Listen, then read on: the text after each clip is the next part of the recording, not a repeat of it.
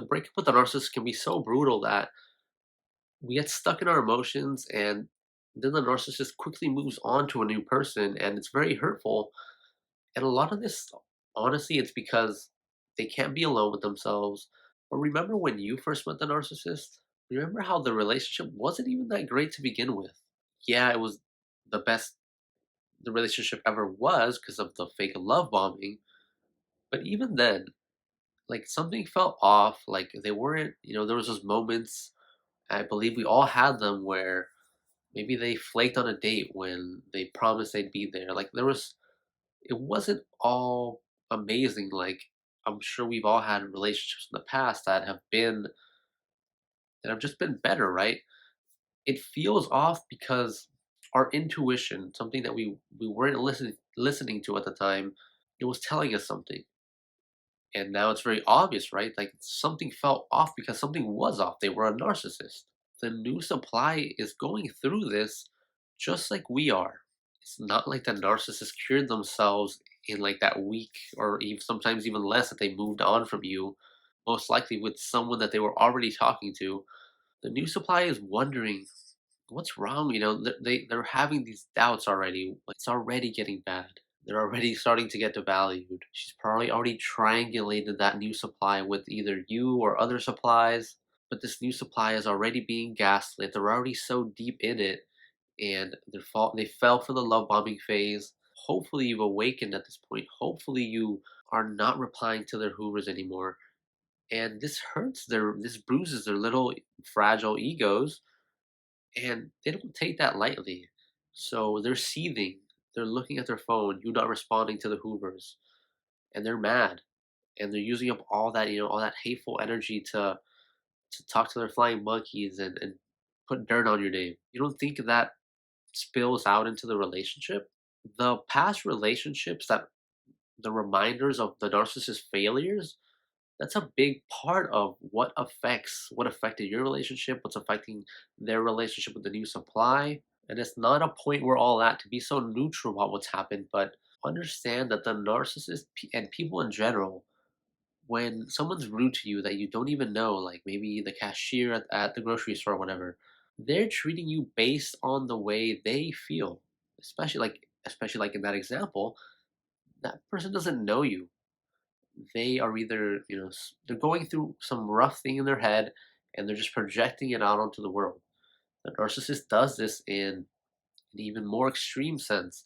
They don't look past themselves. The narcissist is spiraling out of control, and they're probably even attempting to hoover you in ways you can't even tell. That triangulation, when they're mentioning you when you're not there, trust me, they are. You're like the splinter in their mind. They lost you. They never valued you, and they never will. And especially if you are an empath, especially if you are that type of person, that type of supply, of course they miss their shiny object. And that spills out into that next supply. It spills out into everything they do. But then the narcissist just goes into because they gaslight themselves too. They do the mental gymnastics. They flip around the story in their head, and they start saying, well, he never was good for me. They start believing their own BS. That's why you can never win with a narcissist. That's why the new supply can never win with them. Because as soon as things start going bad in any part of the narcissist's life, and which we all know they do, it spills out into that new supply. And then that new supply starts getting angry. They start resenting the narcissist. And then the self fulfilling prophecy starts to happen. And the new supply maybe cheats on them. They don't start treating them the same way. And here we go again. The cycle of all the abuse and BS happens. Then, of course, the mental gymnastics. And here we go again. It's like, I knew this new supply was BS. So they start discarding him. And then, this cycle never ends for the narcissist. Even the ones that say they're self-aware, they still can't break the cycle.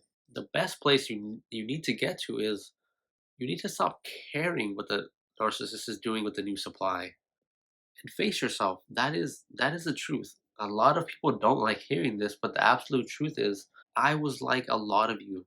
I ran away from what happened with the narcissist.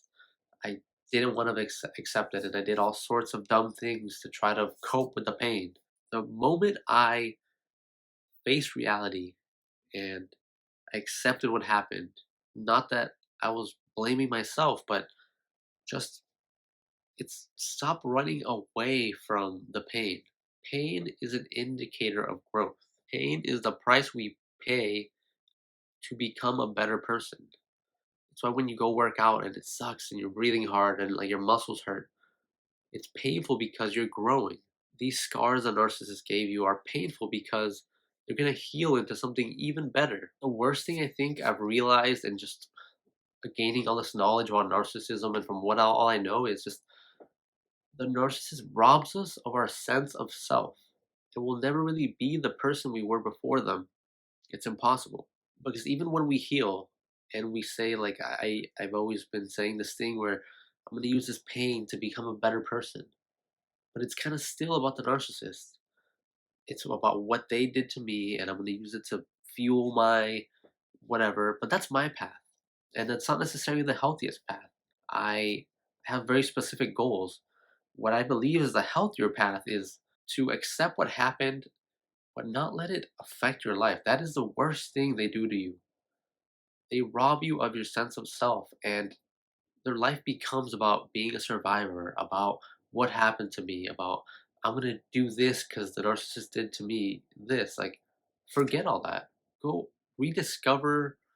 Obviously, absorb the life lessons and don't let like try your best not to let this happen again. But a big part of true healing from this person is being who you're meant to be, but not letting them influence it.